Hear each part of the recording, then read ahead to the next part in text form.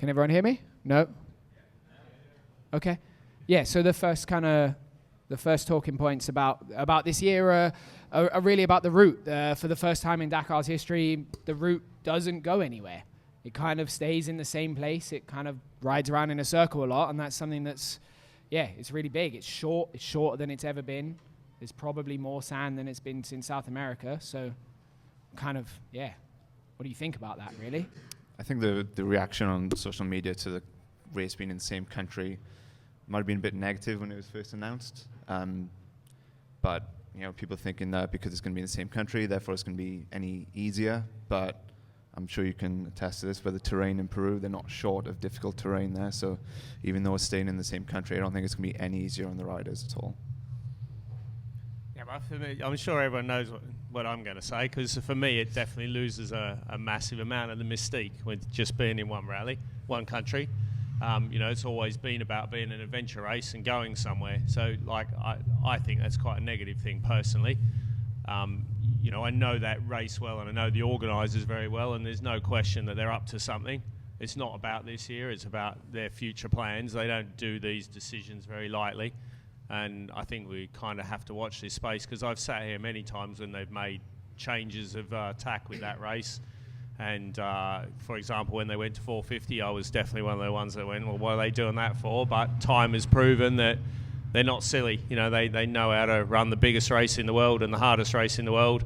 And, I think we have to kind of be patient with them this year and see what they do next year. I think that's going to be and for you guys going next year, I think that's quite we saw it a few years ago when I went in 2013, and it was an easier Dakar. There's no question that year, and I think this year one will be when you look at it on paper. But it'll be setting you up to all suffer a lot next year. So good luck with that. Thanks for that. So for those of you who don't know, myself, Neil on my left here, and Sai are all planning to race Dakar in 2020. So there's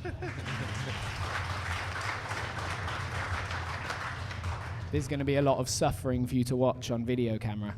And we'll play a bit of our suffering later. It's started already. I kind of agree with you on the route thing a little bit, but I think this Dakar is going to be harder, having looked a little bit more in depth into the route to kind of research what we're actually talking about and talk some sense. I think it's going to be harder than you think, actually. There's a few of the days that look like they'll be really tricky, and they've kind of deliberately tried to make up for the fact that the route's short and easy on paper by throwing a few kind of curveballs in there, really. Oh, yeah, no, don't take me wrongly. There's never an easy Dakar. It won't be easy. There's no question about that. Yeah. Just a few kind of little stats that we pulled out that are kind of worth paying attention to. The longest special stage is still 405 kilometers off-road racing. And I don't think whichever way you cut that, as soon as you go over 250 kilometers, even at high speed. 400. Stuff starts to get painful. And it's a shorter rally now this year. It is a shorter rally, but mostly the shortness comes in the amount of days, not in the length of the stages. The stages are still pretty long. Kind of average stage length still 550 kilometers, which is, I don't know, you drive 550k in a car, you know about it. So I think it's still going to be a hard race. The only saving grace is that it's going to probably be about 10 hours shorter in special time than it has been in the past. There's a couple of other little bits that they've done. There is a marathon stage before the rest day. And the second start of the marathon stage is a mass start, which will probably be a sand dune day. So I think, in terms of the way Dakar works, the tactics in the last few years have become very unimportant, I think, compared to what they were 15 years ago when it was in Africa. It was much more of a tactical fight between 2 or 3 guys, and now the race is so open, there's kind of 10 guys that you look at that could potentially win, that tactical side is gone, and I think they're trying to bring that back, and with it being so sandy this year, it makes it hard. It's really hard to lead a day out when you're in the sand and be faster than everyone else. It's kind of almost impossible to lead those tracks and navigate, and I think they've deliberately tried to create a situation this year where they're countering that and still pushing everyone. And when it's, again, it's quite hard to explain this, but when you're in the sand dunes, in that sort of group environment, it is very difficult to break away from someone unless you're dramatically faster than them. And the only way I can describe it is the example is if you're in a little group, you can sit at the back of the group. It's like a cycling scenario. You can kind of sit at the back of the group, and when someone's cresting a dune, you can see how quickly their helmet drops away and that kind of thing. And it's actually very easy to stay on someone's pace and stay with them. So the only way to break away from someone on those days is with a little bit of brave or tactical navigation and sort of having to look forward in the road book and going, okay, if I veer off here, will people follow me? You know, will I be the one making the risky mistake and losing lots of time, or will I actually break the group and then I can attack? You know, you've got that. You see it exactly the same as in cycling. If you can just break 30 seconds away, you can go, and you can go at your own pace then. And that happens, like, not just at the front of the field, but all the way down the field. It becomes quite a game, which, as Salel says, is sort of why they're trying to mix those mass starts up and make those changes in the rules of the starting order. Yeah. So the next kind of point of awkwardness, I think, for a lot of the riders is that they've included, they started a new thing last year called a Super Ica stage or a Super Ica stage, where they started the fastest bikes and cars and trucks in order of how they finished the previous day. So if a car was second, he started after the first bike, which, as a person, like, I was lucky enough to race Dakar in 2015 and unlucky enough to see way too many cars. And it is literally the most terrifying thing in the world. Like, not only when a car comes past you is it horrific, but also the damage they do to the ground is one of the most unbelievable things you'll ever see on a motorbike. Like, the terrain falls apart completely. And that's something that the top guys never have to see unless they've had a really serious problem. And then all of a sudden the terrain is going to be like, if you're the guy that's 11th in the bikes that day and you're trying to fight for the win and you've had a small problem, it's going to ruin your stage. Like, it's going to be so hard to win from there. And also it makes it way more dangerous. It makes it dangerous for the top guys, but it also makes it really hard for the guys that are normal people that run in 50th to 100th place. The track's going to be horrendous before they get there. It's something I don't know as a privateer. I don't know what you think about this, but as a privateer rider, I think is a terrible decision. Like, it looks great on TV seeing a car and a bike go through the desert, but I can't think of anything I want to do less than start after a car. Yeah, it's definitely a balance. I think that ASO have got to strike between pleasing the TV cameras and pleasing the 100+ riders who kind of do this for a hobby and do it because they love the sport. If they piss off those people that are doing the rally off their own backs, and yeah, there's another big race in Africa that those people can go to where they're not going to get that kind of treatment, you know. Yeah. I mean, you guys saw it on the salt flats in Bolivia. That was all for the cameras, and because the Bolivian government wanted it. I'm sure you can bring that up somewhere. Yeah, I'll try and find a picture of it. Yeah. So yeah, in 2015, there was a stage that went into Uyuni, was it? Yeah. And left Uyuni the next morning from the salt flats. It rained overnight, and these two had to ride across 80 kilometers. Oh, so yeah, 120 k's of a lake. It was a lake. It was like a foot underwater. Yeah, and it was a salt lake, so it was basically an inch deep or multiple inches deep in corrosive salt water, and basically ate the bikes. Somehow this bike survived, only after a massive rebuild and a lot of money spent on it. Have we got that? I've got some images of what it looks like. I'll try and... they're not that. I don't know if you know. I don't think they've got any leopards. So corroded down into a leopard. I don't actually know how to use my computer, it turns out. But yeah, so they on that morning on the salt flat, they started all the bikes in a row. In any other situation, they probably would have cancelled the stage, but the Bolivian government paid a lot of money for the Dakar to be there, and they wanted that footage of everyone riding off into the salt lake. And even though it was wet, they still made them do it. A lot of the riders, both the professional teams and the privateers, protested at the start, but what EOSO says goes in the end of the day. So 100%. It was a horrific... It wasn't hard to ride. It was just a horrible environment. It was a little bit scary. It was cold.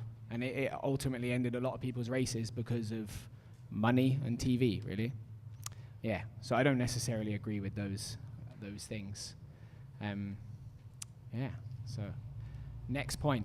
So there's been quite a few.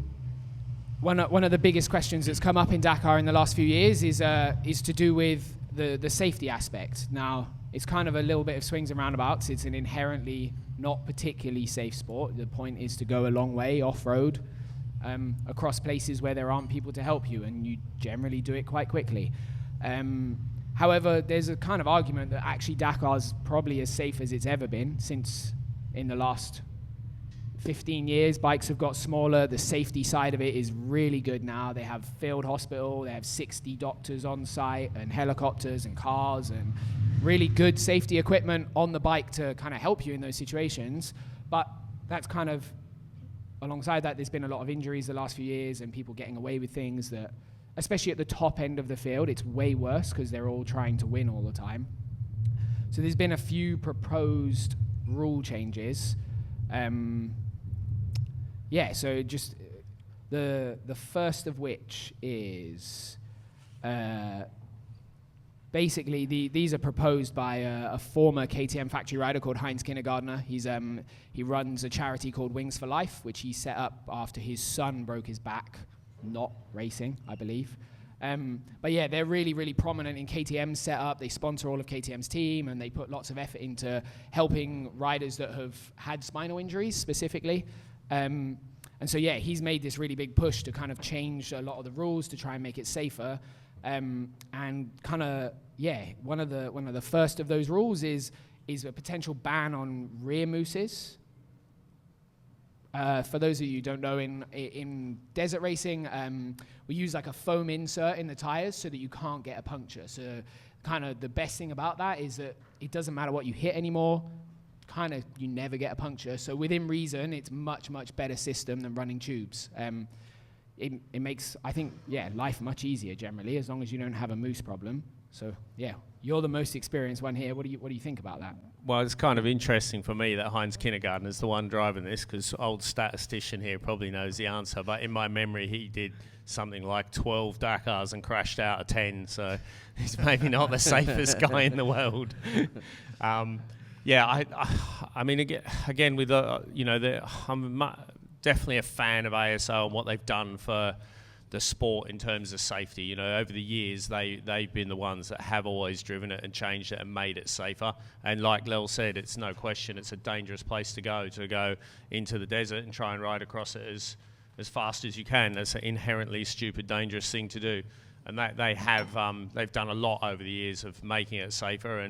And for sure, you know, you probably got more chance if you do have a serious injury in that race of getting picked up and your injuries sorted out after the fact than you have if you crashed out the front of here when you leave tonight, because you know they've got 10 helicopters and, like Lel says, 60 doctors and a full field hospital and on the rally, and you know all these safety systems on the bikes now. If the bike stops suddenly, they know straight away. If the bike's on its side for a few minutes, I think it's 8 minutes or something like that. If the bike's stopped, they know, you know, they send someone straight away. You can talk to the race control just with the press of a button on a satellite phone through the system on your bike. You know, they're super good at all that sort of follow-up safety, no question.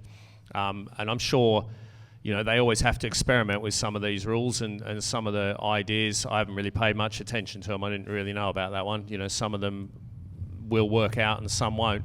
I mean, for me, the whole thing about the mooses, it's also a question of does that make it more favourable to a privateer, to a factory rider?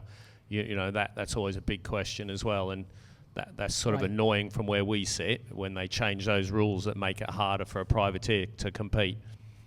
Yeah, I think that's the biggest consideration that they've got to have. I totally have respect for them making it safer for the top people, but the top people make up 25 people out of 160 to 180 people, and they're not the people that pay for the race to happen, do you know?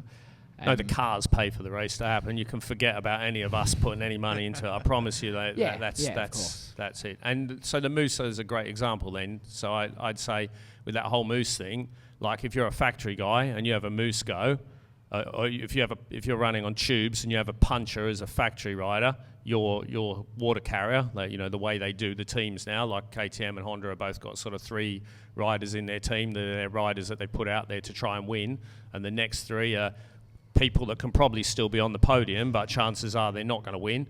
And all that's going to happen is they're going to turn up and give them their wheels. Whereas with a privateer, you're then going to have to go to the start line carrying 2 tubes and tyre levers and all the kit to carry tyre levers, and then you've either got to carry the tyre lever on you and crash and have a tyre lever through your back, or you made your bike heavier. So I don't see that as a good one, personally. No, I don't either, because also it's a pain trying to ride on tubes. You have to be so careful and so sharp all the time that you almost have to stop concentrating on other bits of what's going on. And with tubes as well, it's a little bit of pot luck. You could hit a bit of dust or something like that, and there's a rock underneath that you can't see. And yeah, it's not fair. It'll favour us old boys, though.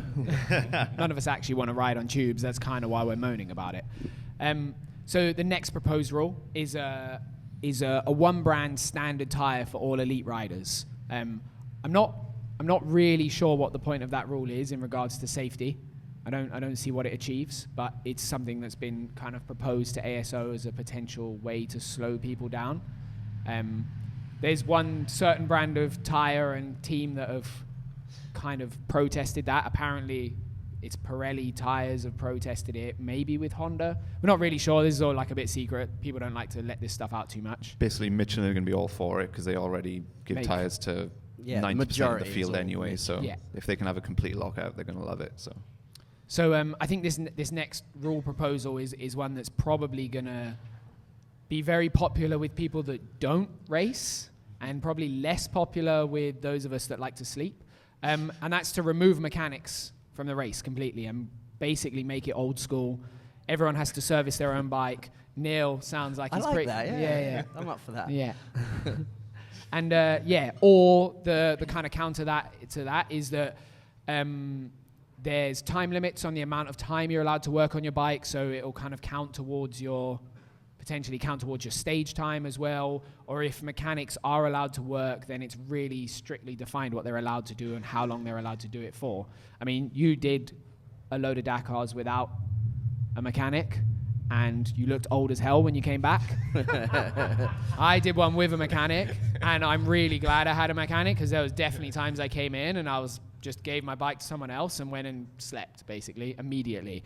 And there was days where I don't think I could have worked on my bike, and there was 2 marathon stages the year I did it, and those days when I was meant to work on my bike, I just didn't. I just went to bed because I really didn't want to. So from my point of view, I don't want to work on my bike. This is what we've got to work with. I'm quite happy to have someone else do that. I mean, yeah, you guys have probably got different opinions on that. You all seem to kind of think that Malmoto, that kind of class of people doing it without mechanics, is a really good idea, and I think it sounds horrendous. I just think from the 6-day enduro side of things, it's... The 6-day enduro is a ride around a forest with your mates. No. Just because you've ridden around a forest. I think if you go along the same rules of the 6-day, it is kind of fair. The mechanics are only allowed to do certain things. They're not allowed to change your tires. They're allowed to do oils and lubes, chain, little things. But the rider does everything else, so it's more of a whole package. But in that race, your work time is super restricted, and it's only a week, so there's nothing beyond that you need to, there's no serious structural mechanical stuff that you're having to fix, or you're kind of out of the race, really. Yeah, and you're only allowed to work on the bike what you carry, so yeah, you are very limited. If you carry a clutch or a piston, you can change a piston, but other than that, you're out of the race. So. Whereas, in Dakar, it's you can do whatever you want as long as you can get it done by the time you start the next day, basically. Everything's much more open-ended. I kind of like the idea of there being time limits on things if your bike doesn't need a lot of work. There was definitely some times the year we went where the mechanic, like our mechanic Evan, was still working on our bike as we were pushing it out in the morning, especially the day after the salt flats, if they pull another thing like that. Like, he had to rebuild a wiring loom in the night, and it takes 6 or 7 hours. If you've only got 45 minutes to work on your bike, that's race over. And in a race like that, where it's expensive and big and there's so much around it, it almost seems really unfair to everyone to limit it in that way. It's kind of against the tradition of the original race to limit things on time. But that doesn't mean it's wrong. Yeah, what do you think? I think it's brilliant, but it'll cement my idea never to go again. You lot can suffer that shit. So the next one is bringing in a digital road book to kind of remove the long preparation that goes with paper road books. And so the proposal is that you'll get your road book 10 minutes before the start, so you'll never have seen it. The dangers will be marked up with color. So in Dakar, the navigation is typically all done with a paper roll and a trip meter and a compass, and that's kind of it. There's a GPS, but it doesn't really do much. And typically, especially at the top end of the race, they spend kind of 3 hours every night coloring it in and marking it and reading it and learning it, and it's a really big part of their process, and they use it to know what's going to go on the next day. It's kind of, you guys have done rallies as well, it's amazing how much you remember, even from a 300 or 400k road book. You remember dangerous bits and difficult navigation, and from that point of view it can be really helpful for how well you deal with that stuff the next day. But it is a huge time suck. You spend literally 3 hours with some highlighters coloring stuff in like you're back in school. I mean, now in Greece last year, we were on our phones Googling where we were going. So we had the map up on satellite, and we were trying to trace our way where we'd be going. So we were spending 2-3 hours a night marking the books up. One of my road books is in that bike. And that sounds ridiculous, but that's exactly what the car teams do in Dakar. They have cartographers on the team that they get given the roadbook the night before, and their job is to sit on Google Maps and plot out that roadbook and plot the route and just make it easy for the navigators. I mean, I've kind of at some point done it both ways, where I've spent that time coloring and spent that time not coloring because I was too tired or couldn't be bothered or whatever. And I don't really think it makes that much difference for us. It probably does for them, but it levels the playing field a bit as well. So I think a digital roadbook's the way to go. It's way less pain than dealing with a 200-meter long roll of paper. So and for Neil, I'm sure that's going to help you loads, because you're terrible at colouring in. I'm really bad at so bad with the lines. As long as they can give me some crayons, I'll be fine. But I struggle with my roadbook, and especially when it's in French. Have you still got the I don't leave my house without it now. You can go on Break Magazine and print it off, basically. It's it's all the abbreviations in French, but this doesn't make sense to me. So, TDSRP. What does that mean? Go straight.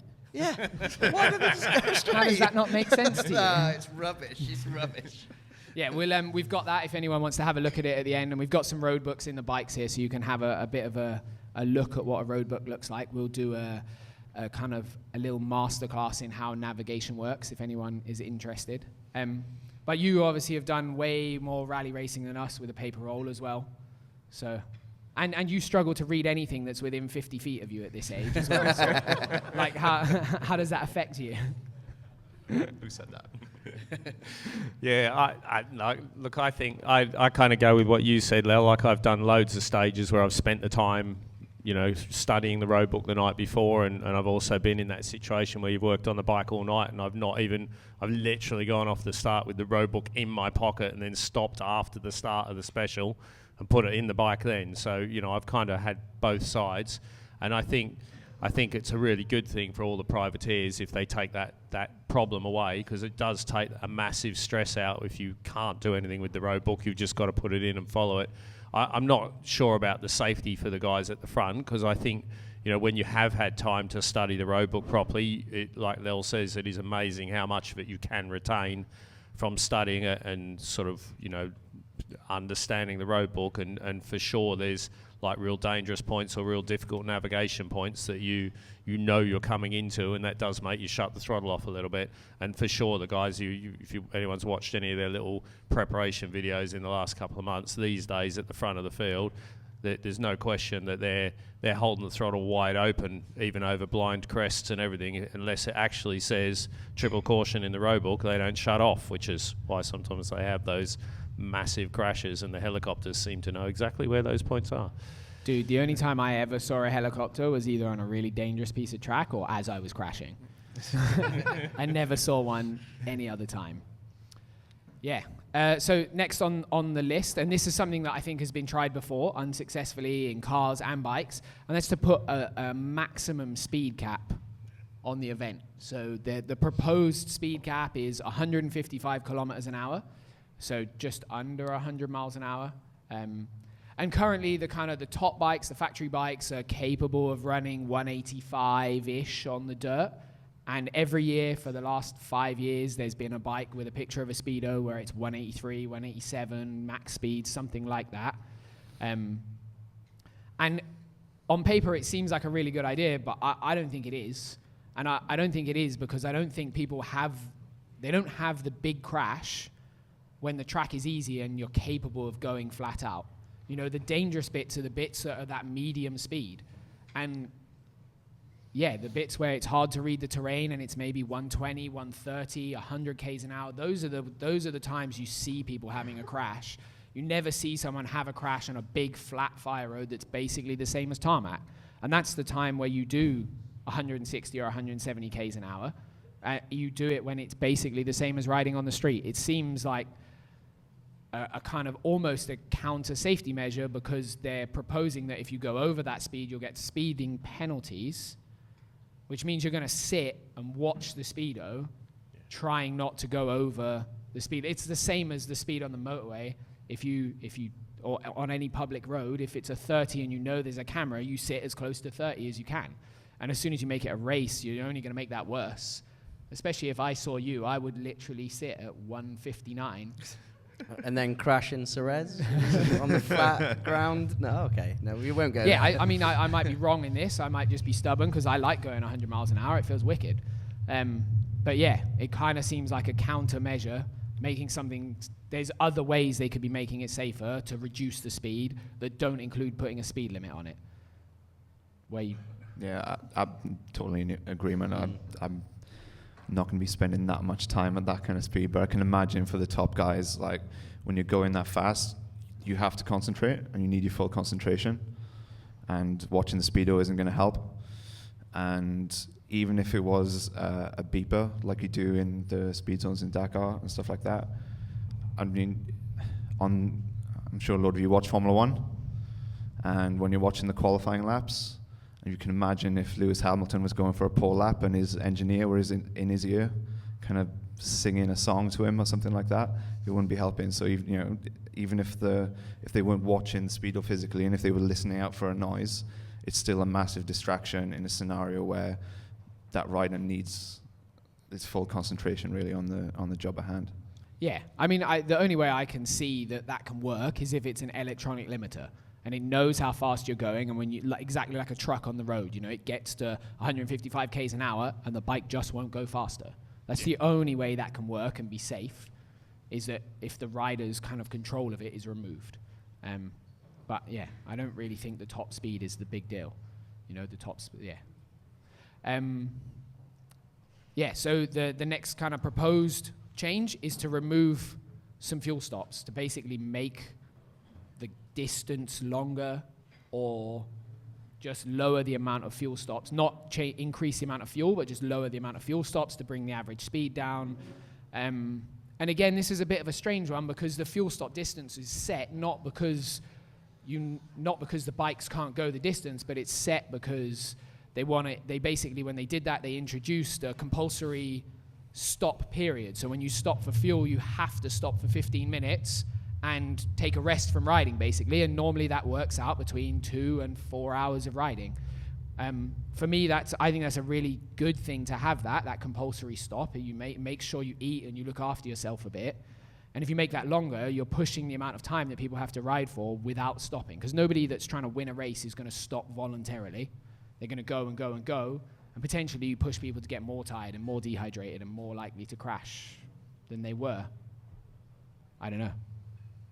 Yeah, I mean, both of those seem like backwards to me because they tried the speed limit thing back in the that era, 2005, 2004, that sort of era, and Again, my memory was exactly that. That a lot of people had problems spending too long looking at the speedo, and there was a little bit of discussion about Andy Caldecott when he passed away.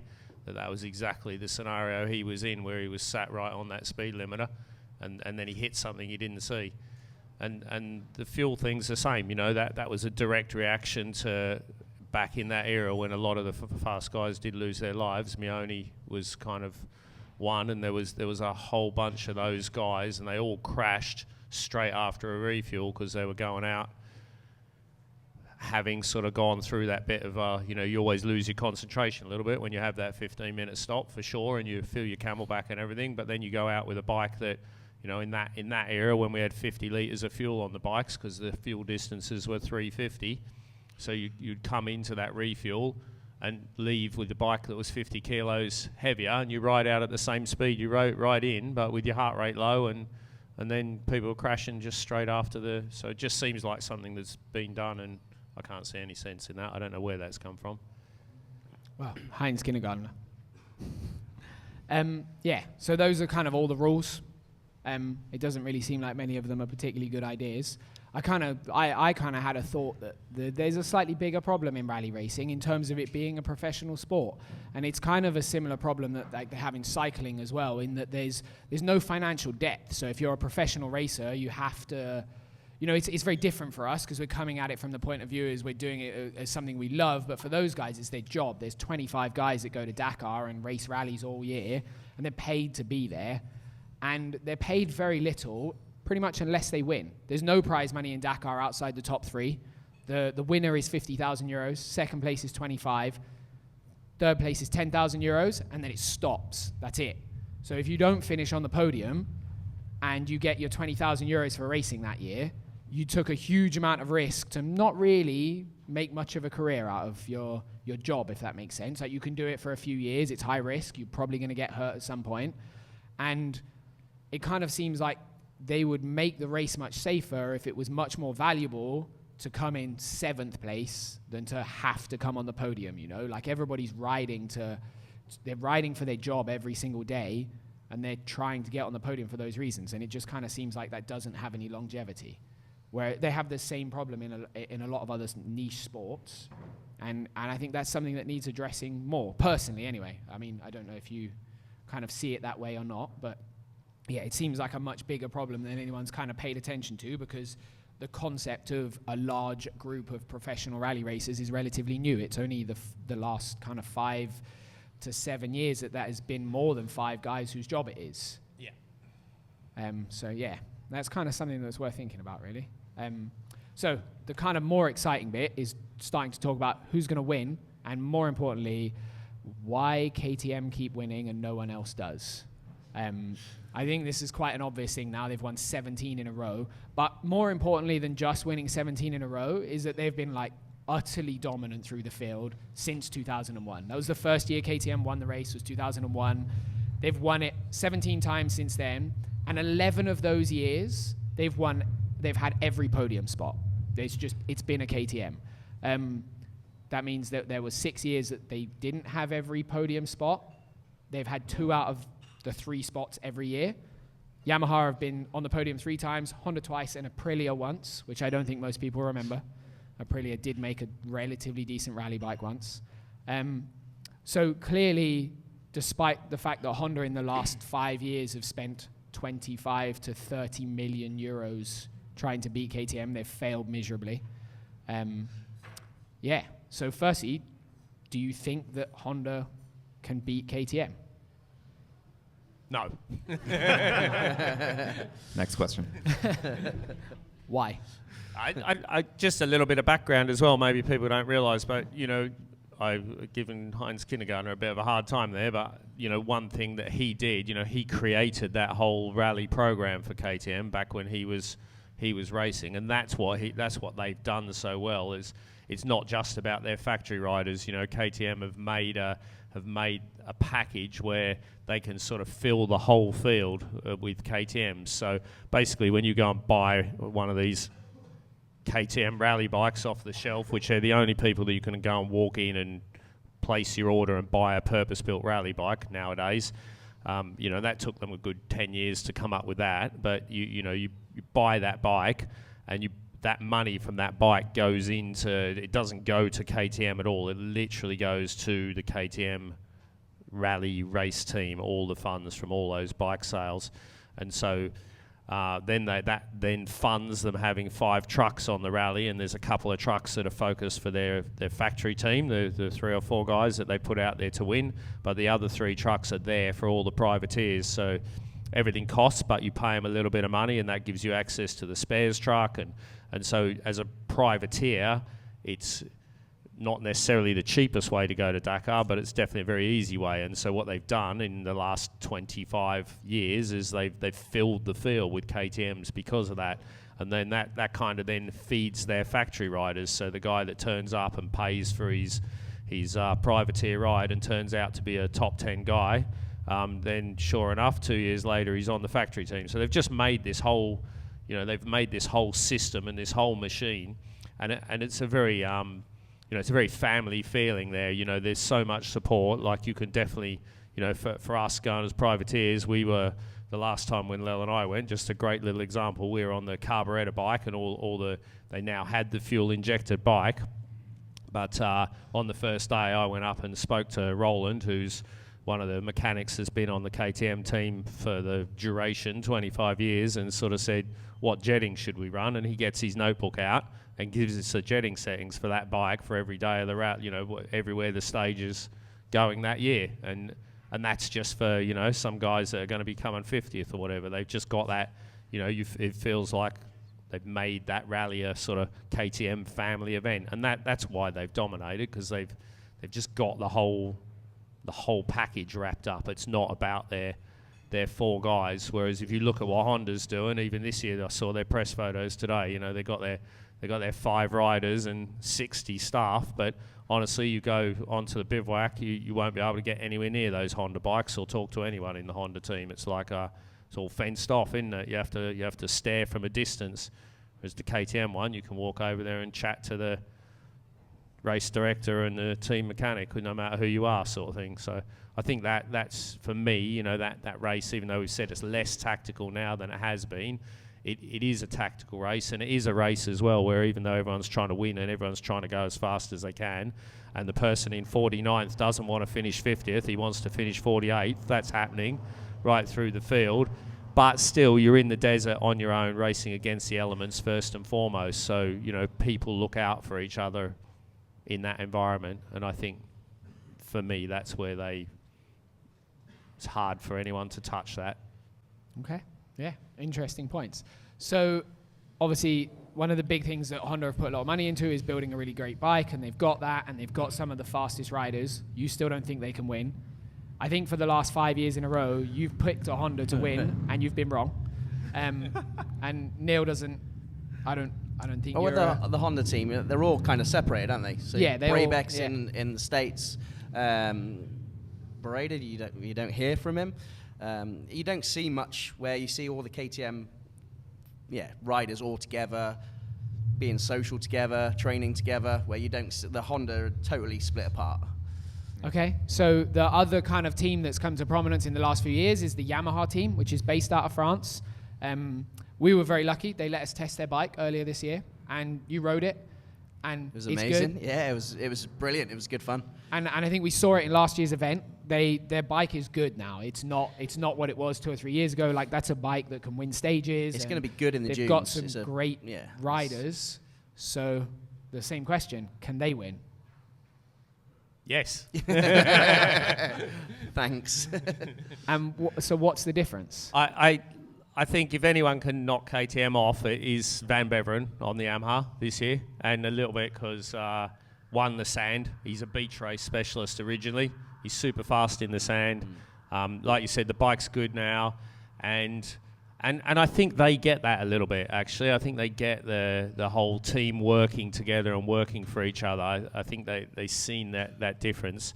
Sam Sunderland and Adrian Beveren spend a lot of time together, training together as well. They're mates, even though they're on opposite teams. So you often see those guys hang around with the KTM guys a little bit. Van Beveren's sister is Sam's partner. So there's kind of a lot of closeness in that whole world as well. And I think all So that Sam's just hanging out with Adrian because he has to.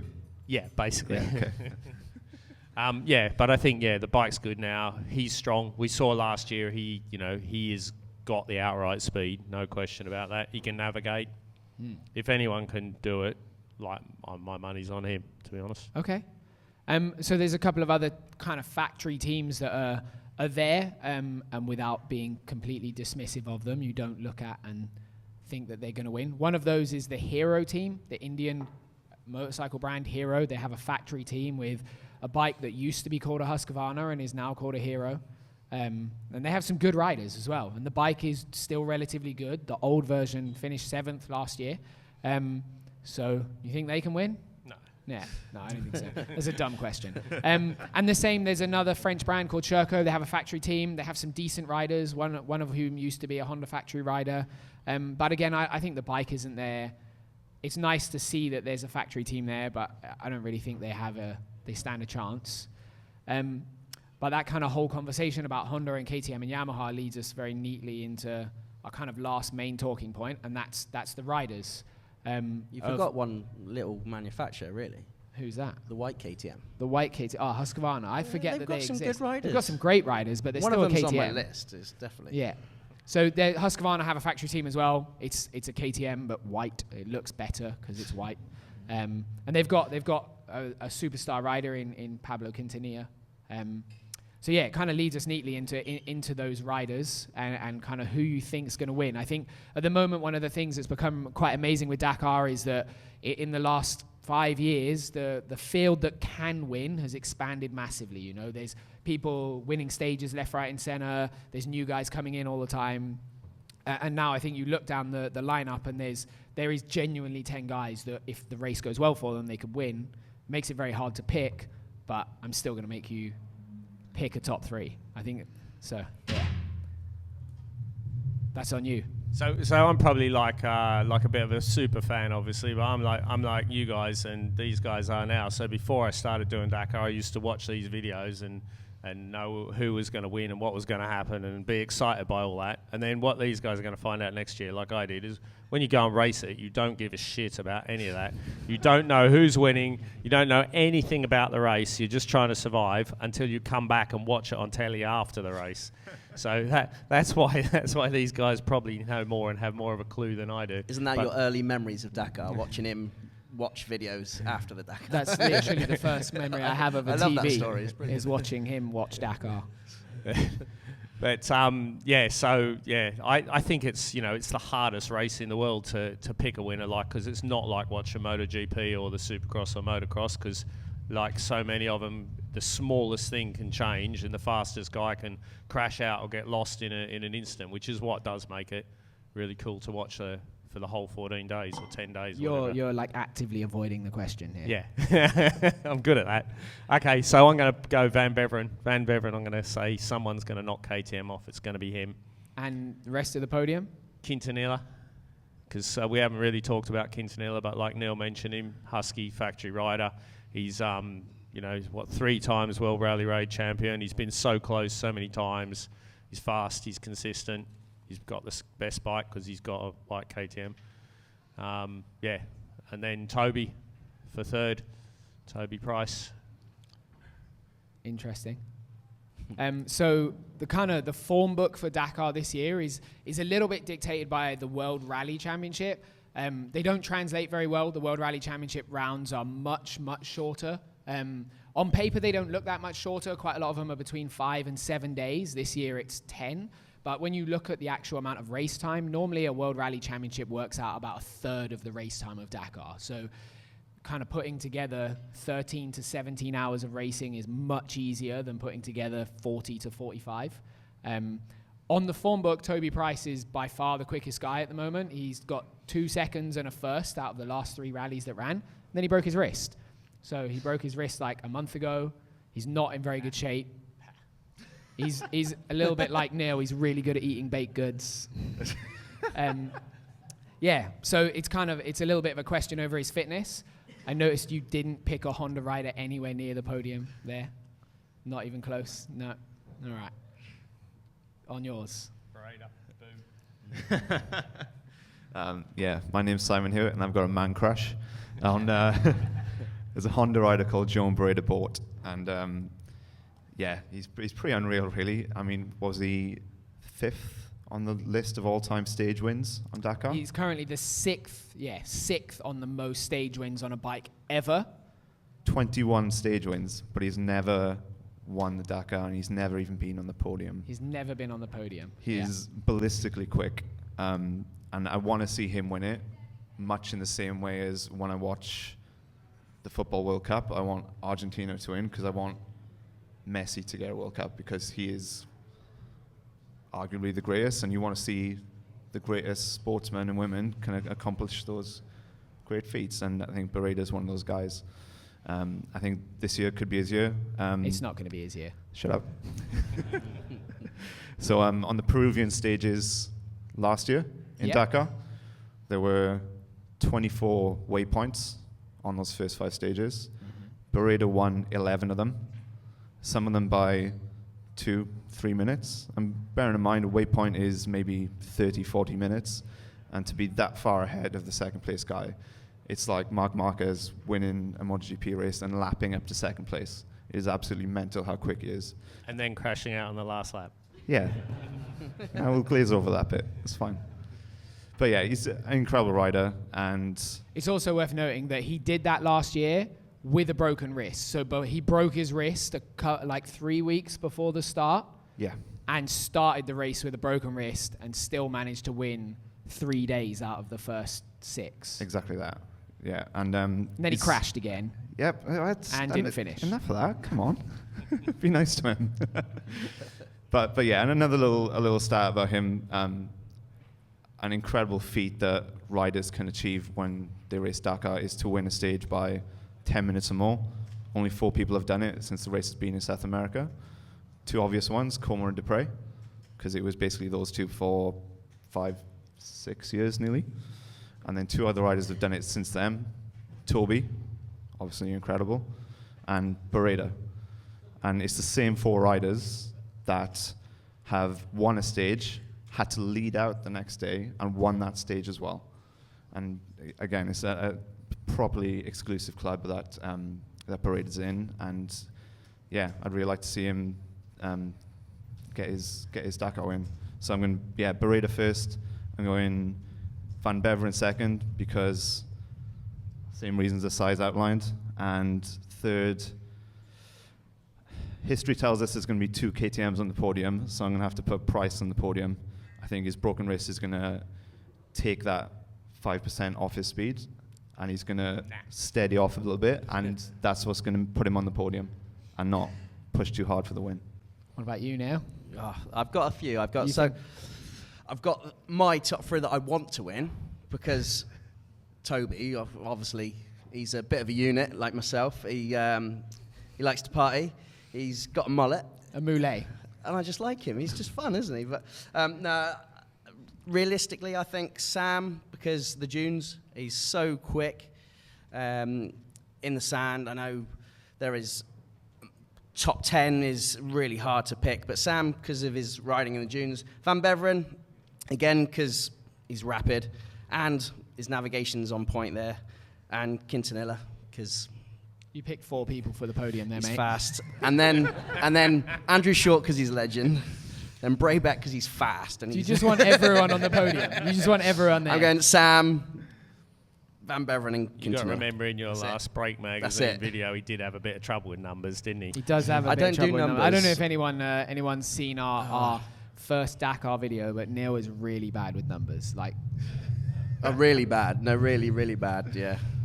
so yeah, I suppose it's my turn. I think Toby's broken wrist is actually going to be his saving grace, and he's going to win it. because the problem, the year he went super fit and convinced he was going to win, he raced way too fast because he was too confident. And taking that edge off him, I think he's still got enough speed that when the time comes, he can win. But he's not going to be able to push it every day, and he's going to lose some weight over the race and get fitter and fitter towards the end. And I think Sam and I think Volkner is going to make the podium again as well. He's consistent, and even though he won last year, no one's mentioned him. because everybody forgets about him. But he's really consistent. He doesn't win many stages. I think he's only won 3 in the whole time he's been racing Dakar. He's also won a race. So, yeah, I think those are my 3 for the podium. No Hondas, no Yamahas. I think they have the same problem every year. Yeah. So boring. Yeah, we're over it. So the kind of the last point with the riders that I think everybody cares more than anything else about is the privateers that are worth paying attention to. Sometimes it's a surprise rider that comes out of the woodwork that maybe most people don't know about. I think Andrew Short's a little bit that guy because he's potentially... Andrew Short is a guy that came from American motocross. He was at one point the 2nd fastest motocross rider in the world, and now he's a retired motocross rider racing rally. But when he needs to figure it out, I think he's going to surprise some people and put a bike where no one expects him to. But outside of that, there's a couple of British guys going, 3 British riders this year. It's not very many. One of them is Sam Sunderland, who we kind of think might win. The other one is a guy called Max Hunt. He's really worth paying attention to. He's a crazy dude. He's really good on a motorbike, and he's riding the Mal Moto class this year, which means he has no assistance. It's definitely worth checking out his Facebook page. And the third one is a guy called Richard Main, who was 1975 world grass track champion or some obscure form of racing that nobody really knows about. But it looks like he's pretty good on a bike as well, so there's probably a really good story to follow there, really, as well. And I think that's probably everything we've got to say. Got 5 women riders this year? Yeah? Yeah, more than 5? Yeah. Woo! Yeah. Yeah, there's There's one of them now. There's Laia Sanz, obviously on the factory KTM. Sara Garcia. There's Gabriela Novotna.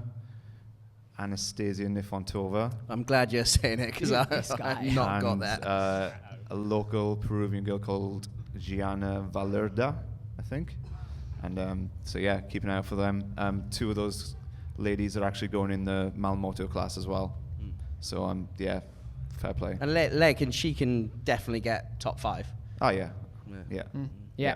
So the kind of last bit with the riders, I'm a really big fan of this. I love it when people do things that are almost stubbornly, stupidly kind of difficult. And so there's kind of 5 really, really prominent riders that are kind of doing dumb things. In that they're pretty badly injured or were recently pretty badly injured and are still trying to win the race. One of them is Toby Price. He broke his wrist a month ago. He's had surgery on it, and now he's riding, and he's definitely still a podium pick. The other one is a Honda rider, Paulo Goncalves.